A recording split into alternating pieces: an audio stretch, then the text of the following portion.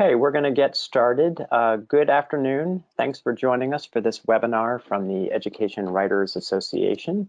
The topic is the education agenda of Democratic presidential nominee Joe Biden. I'm Eric Robelin, EWA's Deputy Director, and I'm the moderator today. So now to get started, former Vice President Joe Biden effectively won the Democratic nomination in early April, only weeks after the COVID-19 pandemic sparked the widespread closure of schools and colleges in the US. The coronavirus has put education in the media spotlight like never before. It's also helped to insert the issue into the presidential campaign, especially the question of when and how to reopen schools and colleges.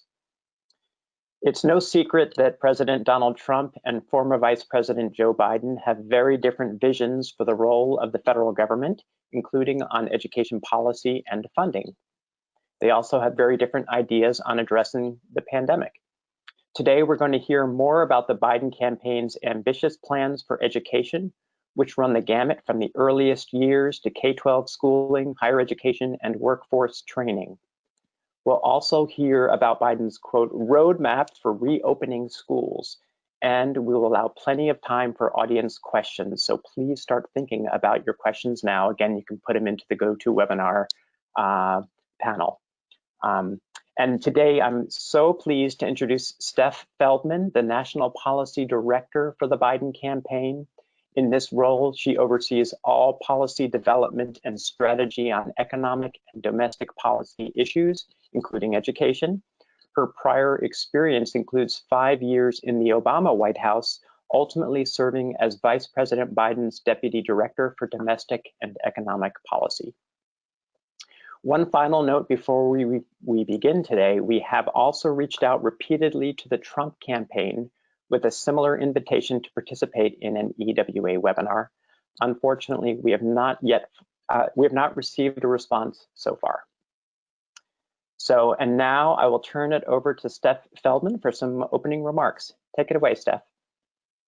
Eric, thank you so much to you and the Education Writers Association for providing this opportunity for us to talk about an issue that really is top of mind for so many Americans. And something I am eager to talk about over the next 12 days as we make clear to the American people what is on the ballot as they vote over the next 12 days. Thank you to all of you joining as well for spending some of your time here. I know there are some educators on the call, and I especially want to say thank you for taking the time out of your really hectic schedules, which I couldn't even imagine, to listen and engage in a conversation, and thank you for all you're doing for our children and our families at this time. You know, if you had asked me 8 months ago to write talking points for this conversation, I would have talked about how Vice President Biden is going to invest in our public schools and support our public school educators and give them the resources they need in order to succeed, instead of President Trump's agenda, which is reducing education funding for public schools. I would have talked about how Biden will ensure our schools are safe places for all children, not instead of ripping away protections for sexual assault survivors in our schools or for transgender children in our schools. I would have talked to you about how Vice President Biden has a big, bold agenda about tackling racial inequities instead of fanning the flames of hate and division. Vice President Biden does have big, bold plans he will achieve if he is elected president on all of these things. He has a plan to start investing in our children starting from birth, working with states to enact universal preschool, tripling Title I funding and increasing educators' pay, doubling the number of mental health providers in our schools, making community college and job training free, expanding access to four-year public colleges and universities, and investing $70 billion in historically Black colleges and universities and public serving institutions. But it's not 8 months ago, it is today, and we are facing a wholly new challenge. We are in the midst of a new crisis, a pandemic that certainly was not created by President Trump, but President Trump's failure to have a plan to get this virus under control, and his failure to have a plan to support our public schools and our educators and our children during this time has led us to a place where we have a fundamentally disrupted education system and life has been made harder for tens of millions of hardworking Americans. Biden has a plan, which he rolled out in June and July, to safely reopen our schools and support our educators and students. It's a 5-part plan. I'm not going to go through the whole thing in detail, though it is available on our website at joebiden.com/school-reopening. That's joebiden.com/school/reopening. It starts with getting the virus under control. That requires listening to science, having nationwide mask mandates, making sure that we have the personal protective equipment we need, and using contact tracing to get the virus under control. Second, it includes setting national safety guidelines that are guided by science and empowering local decision-making regarding safe reopening of schools. Third, providing emergency funding for our schools to reopen. I've listened to Vice President Biden ask experts all sorts of detailed questions regarding the type of funding schools need in order to reopen safely, and it gets really specific, as many of you well know.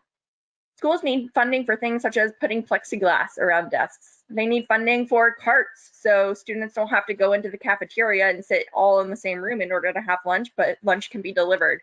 There are so many basic needs that our schools have, and this administration is holding up any additional funding.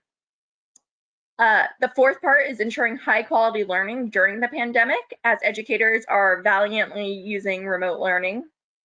And then the fifth part of the Biden plan for school reopening is to start thinking now about how we close what Vice President Biden has called the COVID-19 education gap, which is recognizing that despite all of the amazing efforts by parents and the amazing efforts by educators, so many children are falling behind due to remote learning. And we need to be thinking now about how we help them catch up and succeed, so this doesn't follow them throughout their lives. In September, Vice President Biden doubled down on this message.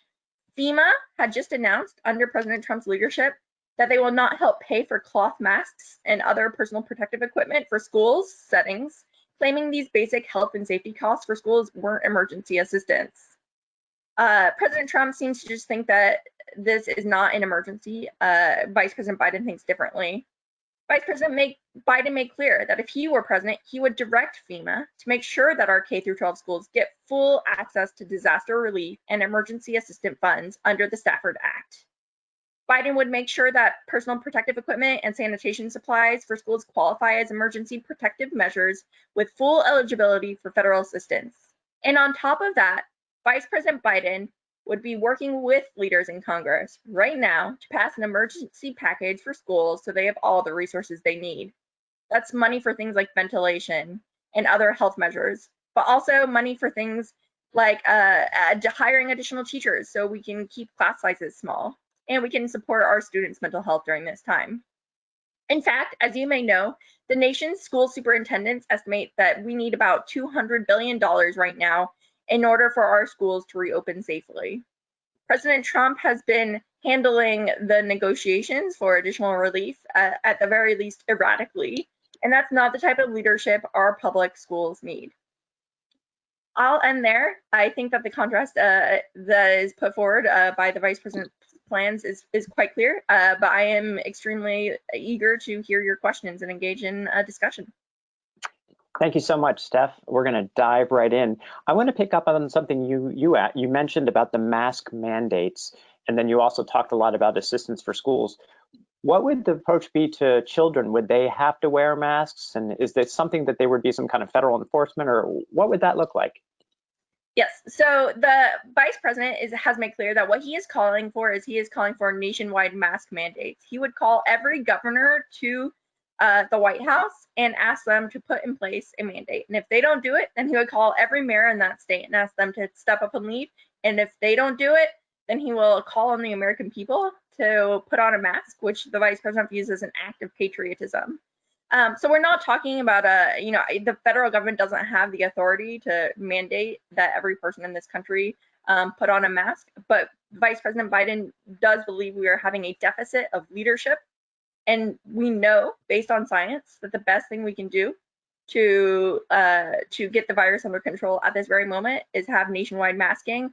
And in partnership with governors, in partnership with mayors and local officials, and in partnership with educators who know best how to make sure that students are compliant with masks and putting them on and having age-appropriate guidelines, we could get this done.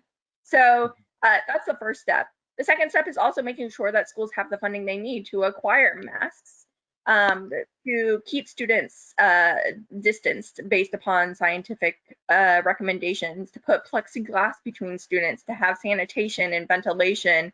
There are so many things you can do that, coupled with masks, reduce the likelihood that our students get sick, and just as importantly, our educators who are there trying to do some good. Mm-hmm. And also on the with the national guidelines you're talking about developing, will those likely be a lot more specific? What are some of the kind of specific things you think that would address? Yeah, so I think the Vice President has a couple of views on this. First, the most important thing that our schools need is they need some clarity. So they don't necessarily need hundreds and hundreds and hundreds of pages of guidance, but they do need clear, simple guidance that is executable. And we just haven't been giving our schools that. And in fact, it shouldn't be me, or it shouldn't be Vice President Biden himself who is writing these guidelines. Vice President Biden would task the U.S. Centers for Disease Control and Prevention and other federal agencies with the expertise to establish basic objective criteria to guide state, tribal, and local officials in deciding if and how reopening can be managed safely in their communities.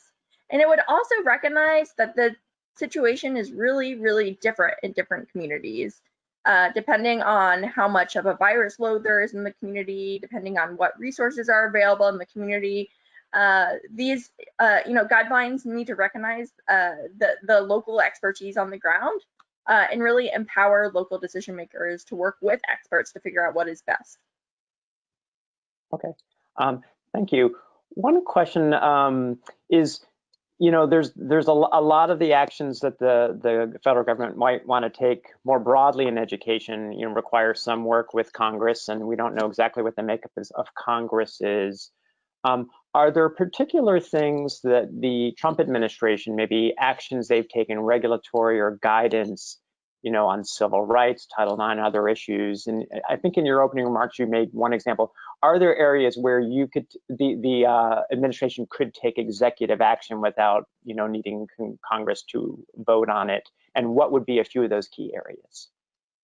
Yeah, absolutely. So I would say that, the Vice President and the Biden campaign are working hard over the next 12 days to make sure that as many Democrats win Senate and House seats as possible. So we have the most number of votes as possible to get some policy executed. Also, Vice President Biden has a strong record of working across the aisle to get action done.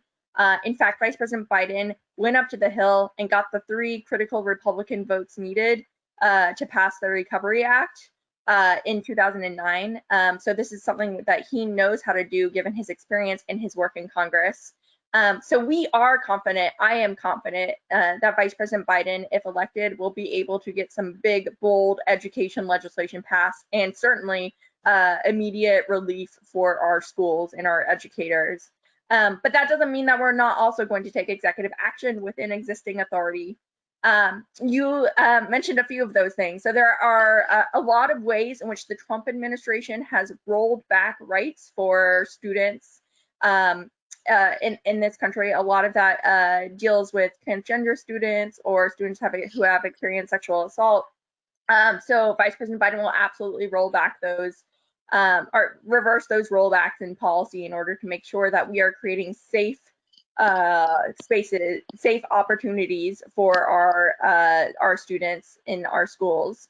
In addition, Vice President Biden will get to work right away on a budget that will invest in our public schools and prioritize giving our public school educators a raise. And perhaps one of the earliest, most important decisions that a president can do, Vice President Biden will appoint a former public school educator to be his Secretary of Education. Any names on that short list? No. Asking. I had to try. we are hard at work to win this election first. But Vice President Biden does believe it's important to have a public school educator in that role. And the good news is, if Vice President Biden wins, I can also assure you that the First Lady will be a current public school educator as well. As many of you might know, Dr. Biden used to teach at a public K through 12 school, and currently at this moment is a teacher at a community college in Virginia, which is something that she continued to do as Second Lady. Okay, and not to get too geeky on this, but on the public school part, do you mean someone with experience literally in the public K-12 system, or could it also be someone who was instead in the higher education system at like a public university? The Vice President has said, hasn't gone beyond saying that it will be someone with public school experience. So I will leave it at that and let him speak to any additional announcements there. Okay, so here's one audience question from Laura Meckler at the Washington Post. She notes that, and you'll remember this from your time in the Obama administration, that the Obama administration pushed hard on some education reform agenda items, teacher evaluations, accountability, expanding charter schools. Would a President Biden promote a similar agenda, or do you see some significant pivots from that? So I think you have seen the Vice President clearly lay out his K through 12 education plan, which if you haven't seen is available at joebiden.com/education. It is certainly the Biden plan. He has a plan which does a couple of things. First, it prioritizes investing in our public neighborhood schools. The Vice President is pretty committed to the concept that we need to be investing in our public neighborhood schools, and we can't be diverting funding away from them. Those are the schools that educate the vast majority of our students in this country, and there's a huge deficit in terms of the funding they need versus the funding they have. Vice President Biden is also very focused on tripling funding for Title I schools, which will close the gap between rich and poor districts. And then when it comes to teachers, he is going to boost teacher pay and invest in professional development and help educators pay off their own student loans. We are proud to have the support of the National Educators Association and the American Federation of Teachers, and they will continue to be a partner as we work directly with educators to have an educator-centered and a student-centered education policy. Okay, great, thank you. Here's a question from Lee Gaines from Illinois Public Media. COVID-19 has widened a pre-existing achievement gap between Black and white students in Illinois schools. How would the campaign's education plan address those gaps, not just the ones created by the pandemic, but the long-standing achievement gap that exists? Yes, so thank you so much for this question. So this is something that you are exactly right, has been widened by the pandemic, but existed before the pandemic. The Vice President's original education policy very much was focused on addressing this gap, though he also has pandemic-specific policies. So on pandemic-specific policies, as I said, this is the 5th part of Biden's plan to safely reopen our schools. And I won't go through all of the details of Biden's plan for addressing the COVID-19 educational equity gap, but the Vice President has proposed, for example, directing a White House-led initiative to identify evidence-based policy solutions to address gaps in learning, mental health, social and emotional well-being, and launching a grant program to encourage states and tribal governments to develop plans that adopt evidence-based recommendations to give all of our students the support they need. It also includes supporting community schools, which, as many of you know, work with families, students, educators, and community organizations to identify families' unmet needs and then develop a plan to leverage community resources to address those needs. Those are all things that we need to do, especially now due to COVID-19. The most immediate thing we can do is get our schools open as soon as we can do that safely, which requires a plan to get the virus under control. But more broadly, stepping back, given that this was a challenge long before the virus, a fundamental pillar of Vice President Biden's plan is to reduce disparities in education and give all of our children a fair shot. Vice President Biden believes that it has to start from birth.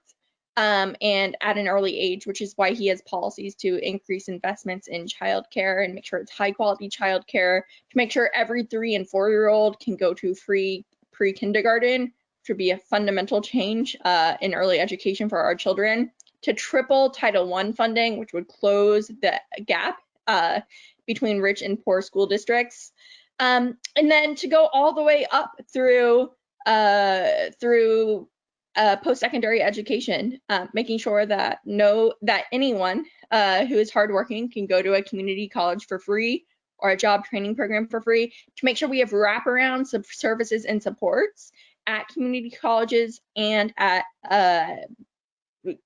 four-year public universities, to make sure that if you are having a hard time staying in school because, for example, you can't afford transportation to get to class, or you have childcare needs, or you're experiencing hunger, that there are grants and resources available to address all of those barriers that may keep students out of school.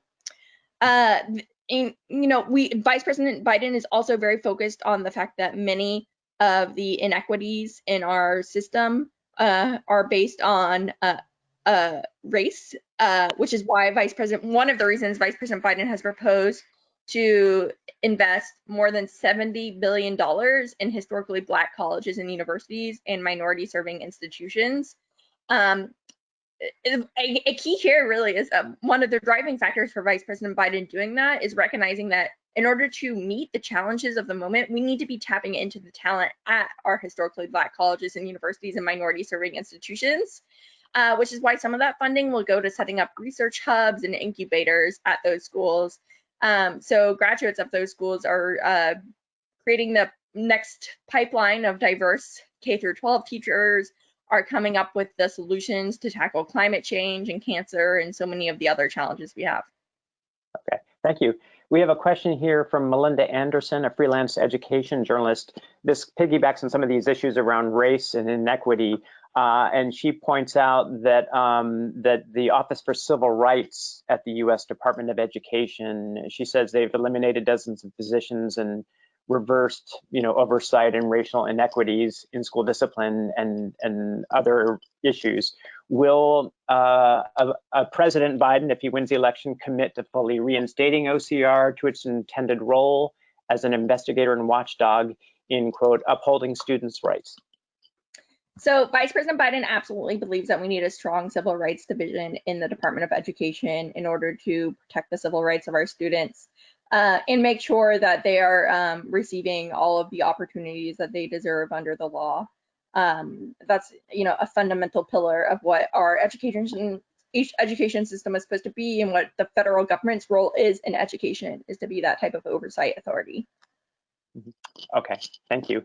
And I'm glad this came back. Someone was asking for clarification on the question of charter schools. This comes from Erin Richards at USA Today. Can you clarify Vice President Biden's stance on charter schools? She says, I know he wants to end federal funding for for-profit charters, but what about all the other nonprofit ones authorized by states, et cetera? What kinds of additional accountability does he want on charter schools? Yeah, thanks so much for the opportunity to dig deeper here. So as I said, Vice President Biden's focus to kind of frame the way he thinks about this is doing everything we can to help traditional neighborhood public schools where most students go, which is why the funding in his plan is focused on tripling Title I funding and boosting teacher pay and so much more. As the questioner, sorry, I forgot your name, said, but Erin Richards.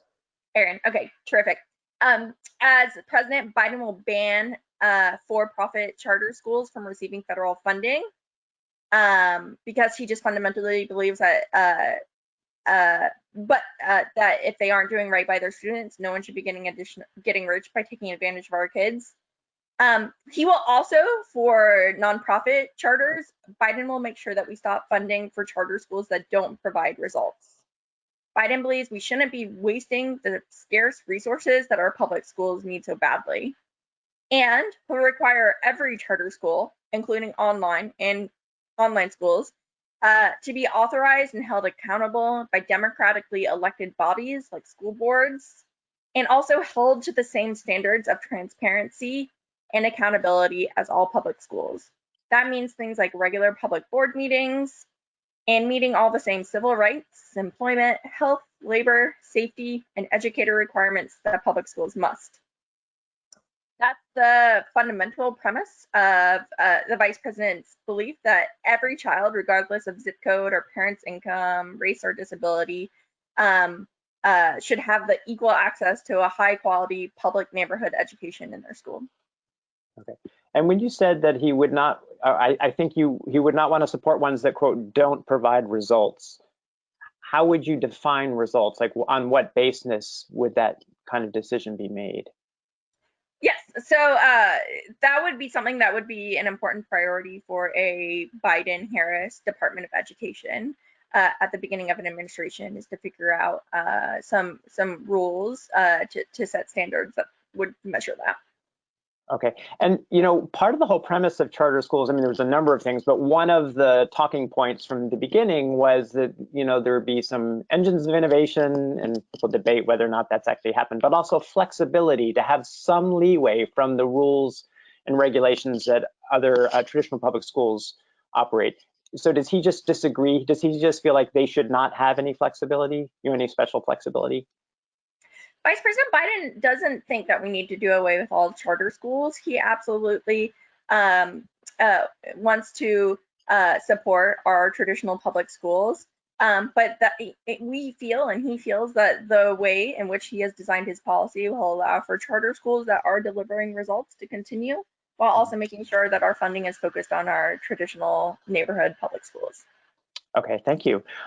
Back to a question a couple of people are asking. Evie Blatt of Education Week, Matt Barnum of Chalkbeat are both asking about the issue of administrative action on standardized testing. As I'm sure you know, for this past school year, the Trump administration granted a waiver to all states that they did not have to administer their end-of-year state testing. The word for this coming year is, it's not 100% ironclad, but they said don't count on it.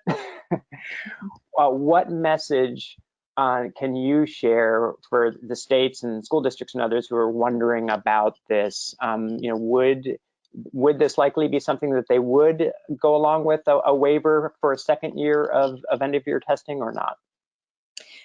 Yes, so I am not trying to avoid the question, but the honest answer is this is an important question that a Biden-Harris transition team would have to look into, in the early days of a Biden-Harris administration would have to look into.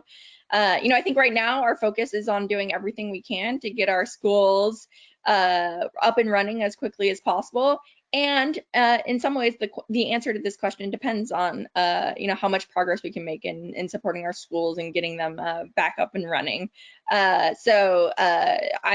Biden-Harris administration would develop in partnership with educators an answer here when the time comes. But first things first, we need to be making the investments to get our schools open. Okay, great. Thank you. Next question comes from Michael Stratford at Politico. He's asking, he said, Joe Biden has proposed canceling $10,000 worth of student loan debt as a pandemic relief measure. Will he rely on Congress to pass that plan, or would he use his executive authority to cancel the debt, as Senators Elizabeth Warren and Chuck Schumer have advocated? Yeah, so Vice President Biden has embraced the proposal, which I actually think was originally put forward by Senator Warren, recognizing that in the midst of this crisis, she proposed legislation to ensure that we cancel $10,000 of debt for every student debt holder immediately, given the moment we are in. And that's the proposal that Vice President Biden has embraced, is that legislative proposal from Senator Warren. Okay, so that would be the route to go for that. Okay, let's see. Let's move on to more questions. I'm wondering, as you know, after the situation, the killing of George Floyd, there has been so much attention. There's this whole year, there's been so much concern and attention about the issue of police violence against people of color. And I'm wondering, the issue has come up around even having police in schools. Does the Biden campaign have a stance on police in schools? And is it something that in one way or another it might address? So Vice President Biden does believe that if there are police in schools, the first thing we need to do is make sure that they are trained to work directly with students and be around students to make sure that it is not contributing to any pipelines that might lead students out of school and into prisons. But I think stepping back, Vice President Biden in many ways thinks that the fundamental thing we need to do to make our schools safer is starting to invest in the mental health of our students, which is why the big funding proposal in the school safety space from Vice President Biden is his proposal to double the number of school mental health professionals. Of course, on top of that, this issue comes out so much with respect to gun violence.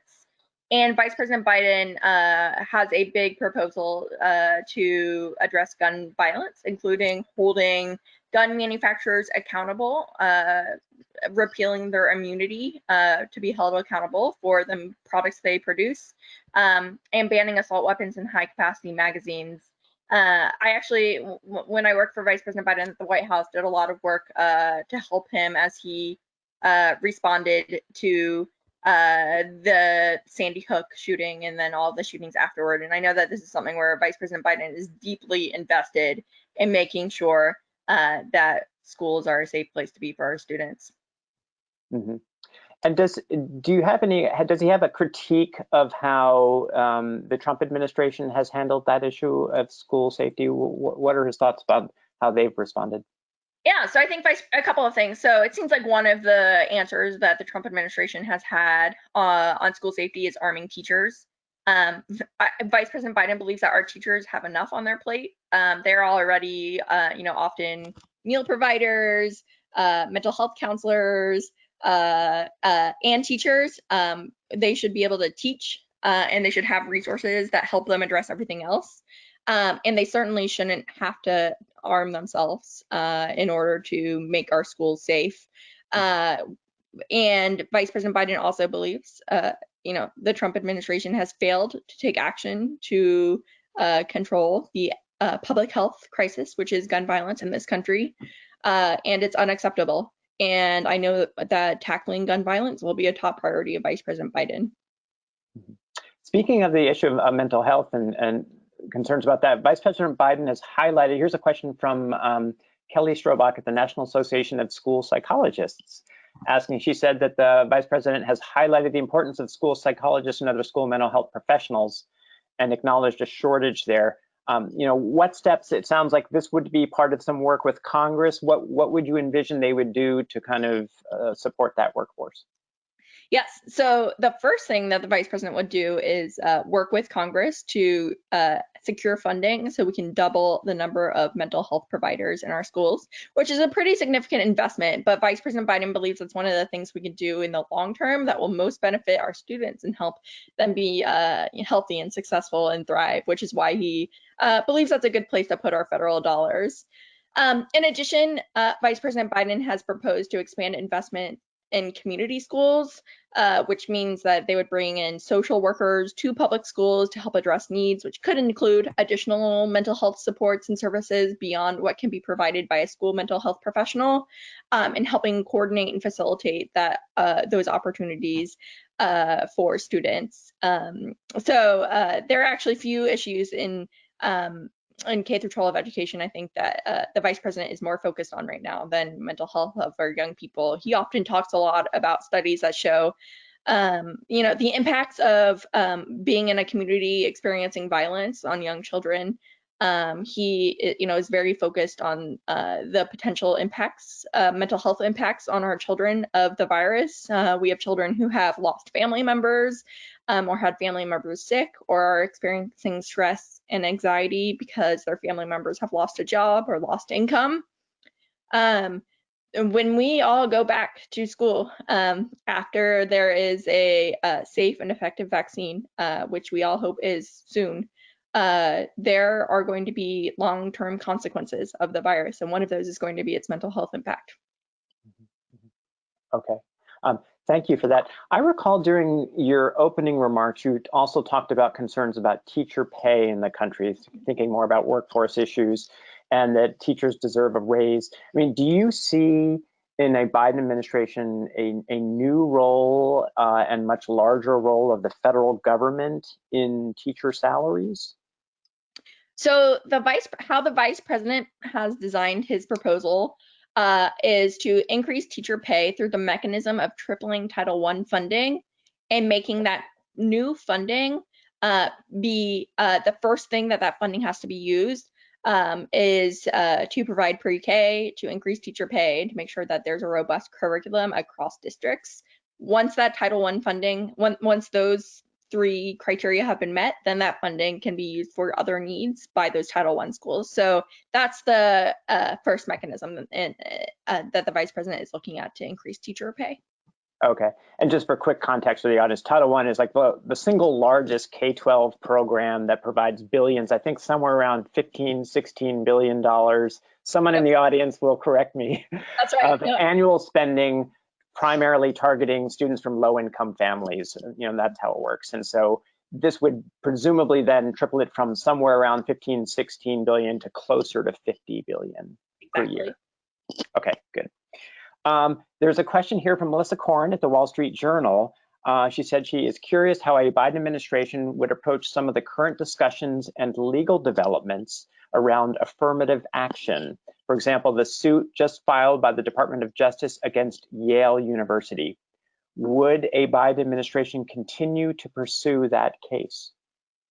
I actually haven't had a conversation with the vice president about that particular case, so I can't speak to that one.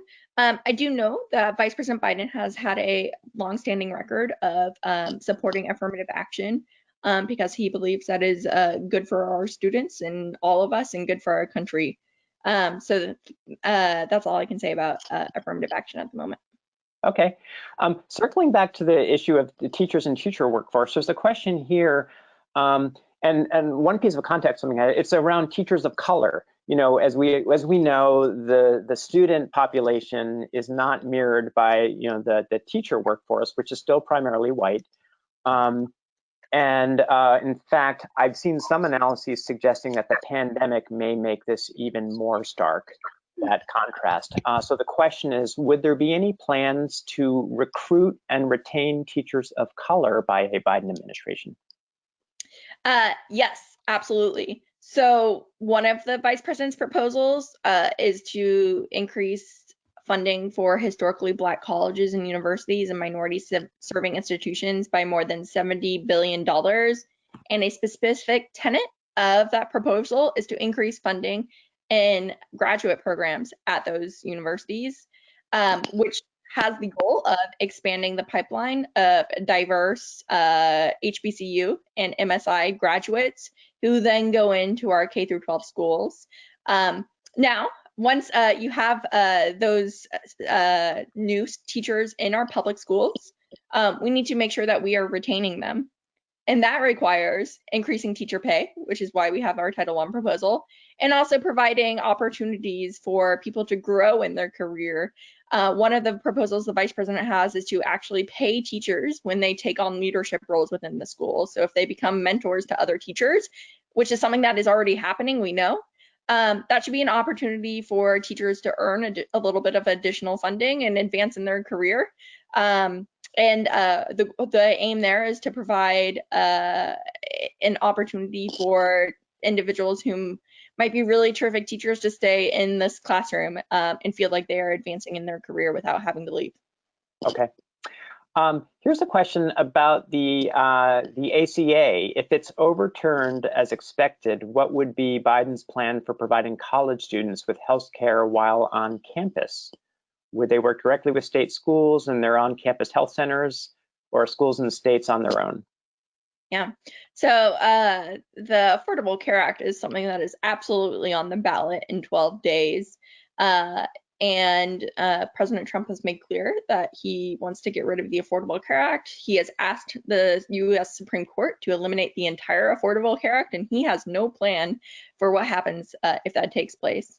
No matter what, Vice President Biden will enact the Biden plan, which is building on the Affordable Care Act with a public option and other proposals to lower costs.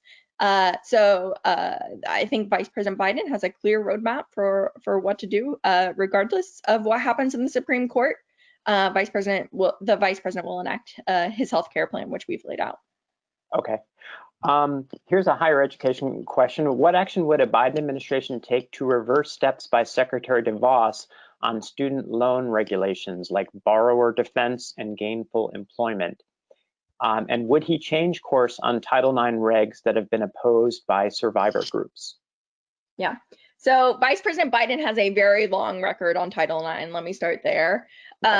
He, worked hard on the Obama era regulations, which is what he would return to and then build on as vice president.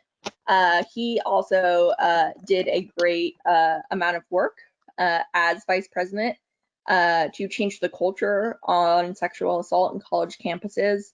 And that is work he would continue as well.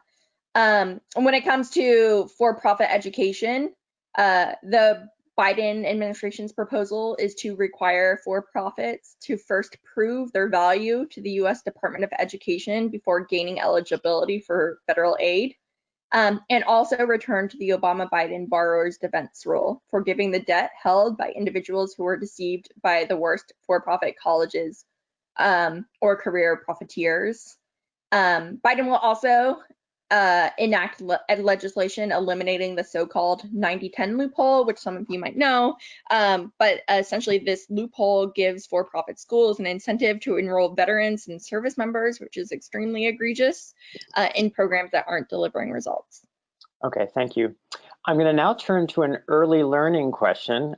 This is a great issue for journalists out there to be focused on right now. You know, I know that there's so much attention on K-12 schools and higher ed, but there has been major impacts of the pandemic, we know, on early learning and childcare. And as I recall, the Biden campaign does have a plan for this. So this is a question from freelancer in Alabama, Ruth Servin. You said you discussed the plans, but can you talk about any kind of COVID-like relief targeted towards childcare and early learning? Yes. So this is incredibly important to get to help our childcare centers remain open because first and foremost, people can't go back to work if they have nowhere to send their kids. And second, we know that there are a lot of childcare facilities who are closing down perhaps permanently in this moment when they don't have an ongoing source of profit. So Vice President Biden very much included in his proposal for reopening schools, childcare centers as well. I should have said that from the start. So his plan is comprehensive for childcare and K through 12, and really represents the vice president's view that it needs to be viewed as a whole continuum from birth through post-secondary education for our students. So part of that does include providing childcare centers with emergency funding to keep groups small, to have more providers so they can keep children distanced, to buy plexiglass, to keep children more separated, to improve ventilation, to improve sanitation practices. Those are all of the fundamental steps that our childcare providers so desperately need right now. And House Democrats have taken action and done their part and passed a proposal to get our childcare providers and our K through 12 schools the funding they need. But maybe it changed in the past 30 minutes. President Trump has been pretty erratic on this, so it might have changed since this call started, but at least as of the time this call started, President Trump and congressional Republicans have not done their part to make sure that we're giving emergency funding to childcare providers and our schools. Okay, thank you for that. By the way, if you need to take a sip of water, we're really you're going. Great, I'm enjoying it. Okay, good. I'm going to keep it going. We've got about another 10 or 15 minutes left, so I'm just going to keep throwing them at you. Really appreciate this. So here's a follow-up. Under the Trump administration, the Office for Civil Rights has launched dozens of investigations into colleges and universities over allegations that coding boot camps for girls, women's only study lounges, scholarships for women, etc., would be potential violations of Title IX. Would a Biden administration seek to eliminate those OCR inquiries? This comes from journalist Tyler Kincaid. Yeah, Tyler, I'm actually not especially familiar with this issue, so I can't speak to it deeply. I will say, you know, as a value statement, that Vice President Biden is extremely committed to Title IX and ensuring its enforcement and making sure that no one is locked out of opportunity in our schools due to gender or family income or sexual orientation or gender or disability across the board. Okay, thank you. Here's a question from Nathan Monell at the National PTA. It's estimated that half of America's schools are in disrepair, creating challenges for the physical safety of students and educators. Does the Biden campaign believe that schools should be a priority for a federal infrastructure funding package along with roads, bridges, etc.? Yes, so I love this question because I think that the Vice President couldn't agree more that schools and fixing our schools and repairing them needs to be part of an infrastructure package. And he made sure that they were part of the infrastructure plan that we put forward. So the Vice President's proposal for education includes specific funding, in fact, $100 billion to modernize our nation's schools. As the PTA probably well knows, American public school facilities get a D+ from the American Society of Civil Engineers, and we need A+ schools in this country. Our students and our educators deserve that. And so the Vice President has called for specific funding to be targeted to modernizing our schools. That includes first focusing on addressing any health risks. That was even before the coronavirus, but we're talking about health risks such as air or water being contaminated, because going to school or working in a school should never make anyone sick. And then additional funding would be used to build cutting-edge, energy-efficient, innovative schools with technology and labs to prepare our students for the jobs of the future.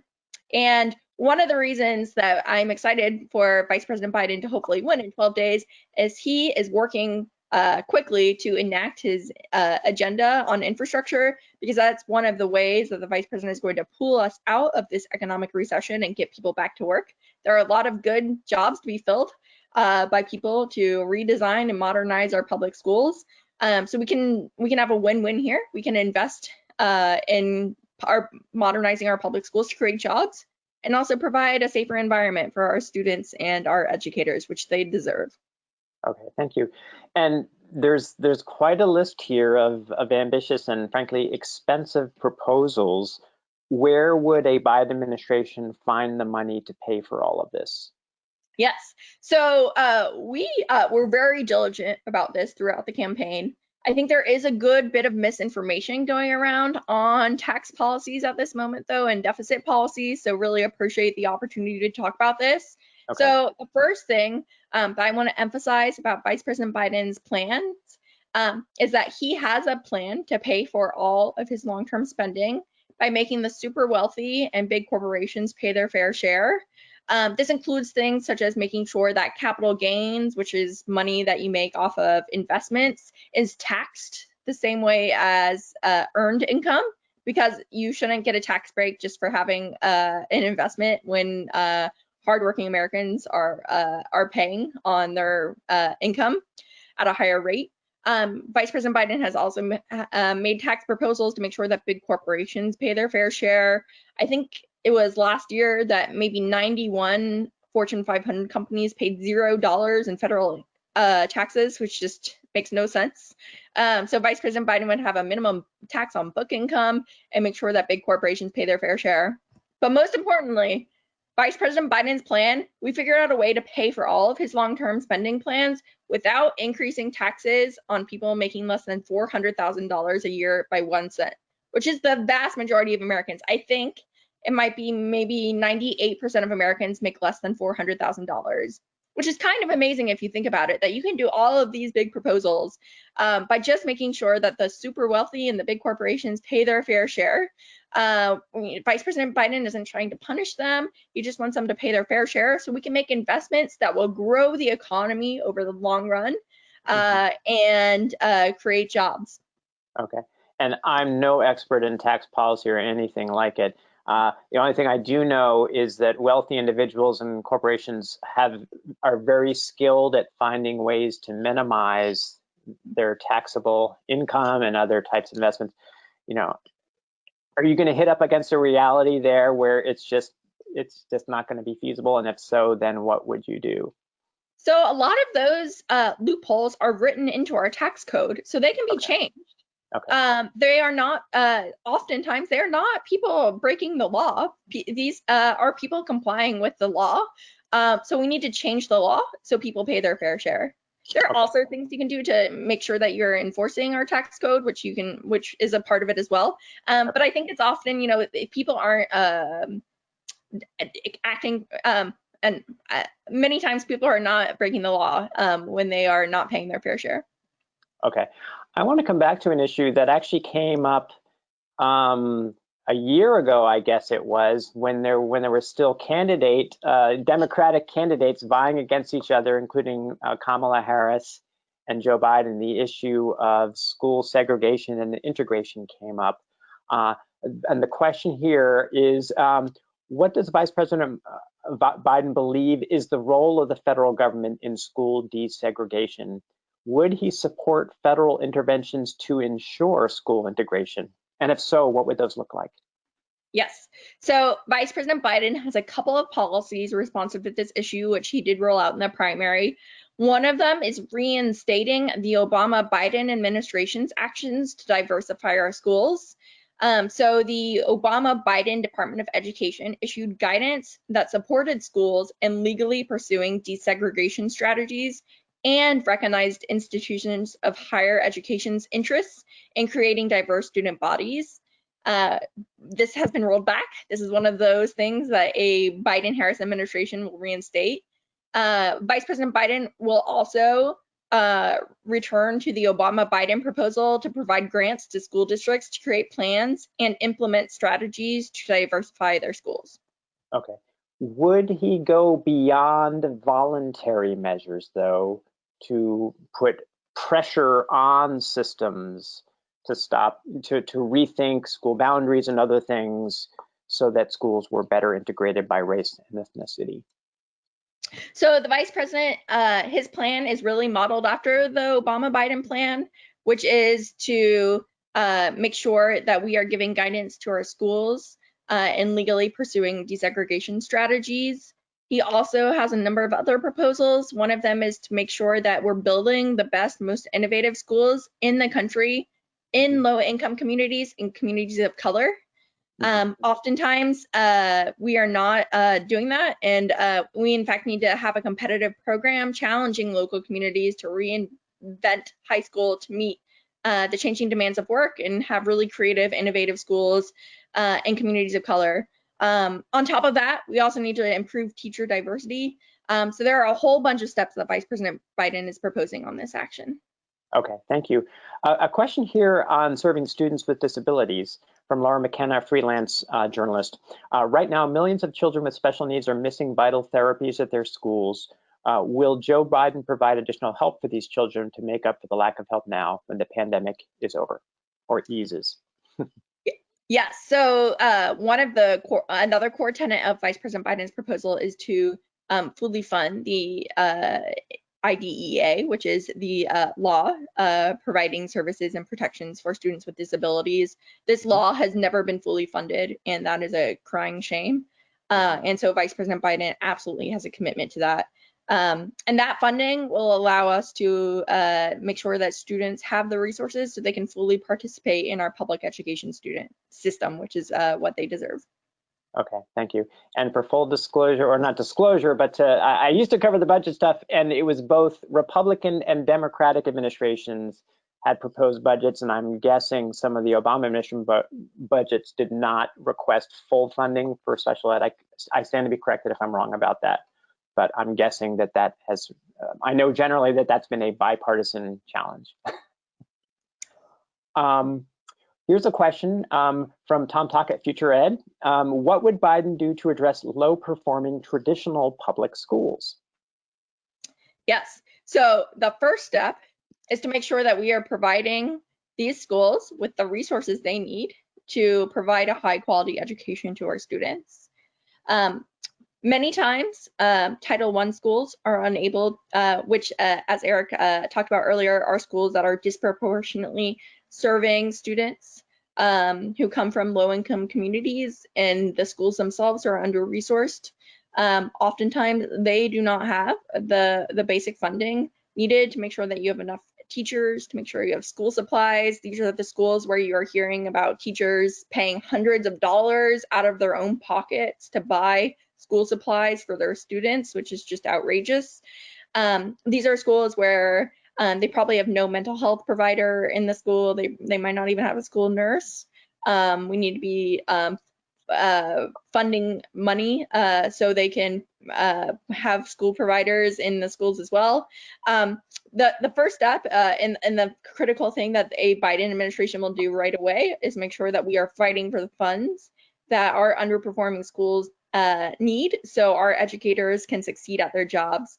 We really need to be empowering our educators and giving them the resources so they can focus on teaching and have other people worried about providing their students with high quality school lunches or mental health care or all the other types of things that our students need. So there was one last question because we're just about out of time. So I want to thank you also so much for answering so many. I want to circle back to the issue of the pandemic and schools and school reopening.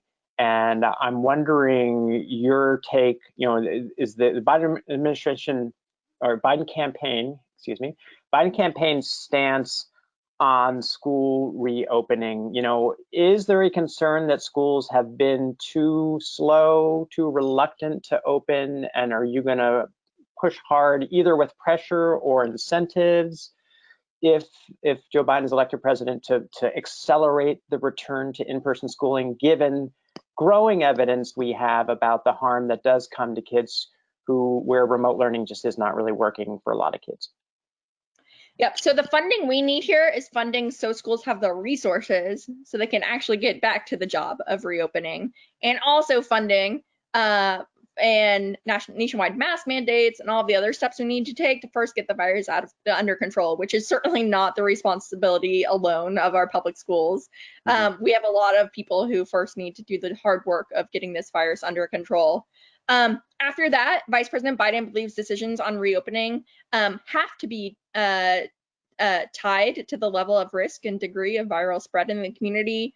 I think it is the American Academy of Pediatrics, the American Federation of Teachers, the National Education Association, school superintendents. A lot of groups have said that schools in areas with high levels of COVID-19 community spread should not be compelled to reopen against the judgment of local experts.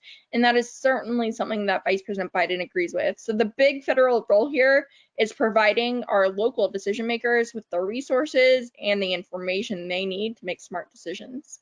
So it's more around support rather than pressure? Yes. Okay. Well, we are at the hour. Is there anything else any last points you wanted to make? I don't think so. I mean, the vice president is, there's no one besides Vice President Biden who wants to get our schools open more quickly than he does. Vice President Biden wants to get our schools open quickly, but he wants to make sure we're doing it safely. He wants our students and our educators back in school, but we need to do it in a smart way. And that first requires providing our schools with the resources they need. So that is what is at stake for the next 12 days for Americans, and part of the core issues that they'll be voting on when they go to the ballot box. Thanks for the opportunity to talk today. So I lied. One very last teensy question. Do you think education is going to come up in tonight's debate? I guess that is up to the moderator in some ways, but But I think education and the vice president's view of education kind of underpins so much of what is going on. It's tied to the economic crisis, it's tied to the public health crisis. So, you know, that's up to the network and the moderator, but I think there's a good likelihood you will see Vice President Biden drive home his point that we need to provide teachers and educators and students with the resources they need to get back to what they do. Okay. So with that, I just want to say thanks so much to our guest, Stef Feldman. Again, she is the National Policy Director for the Biden for President campaign. Thanks for all the great questions. I'm sorry that we didn't have time to get to all of them.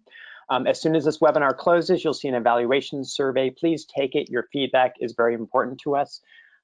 Thank you again, and have a great day. And again, Steph, thanks so much. Thank you, everyone. Take care. Thanks, Eric.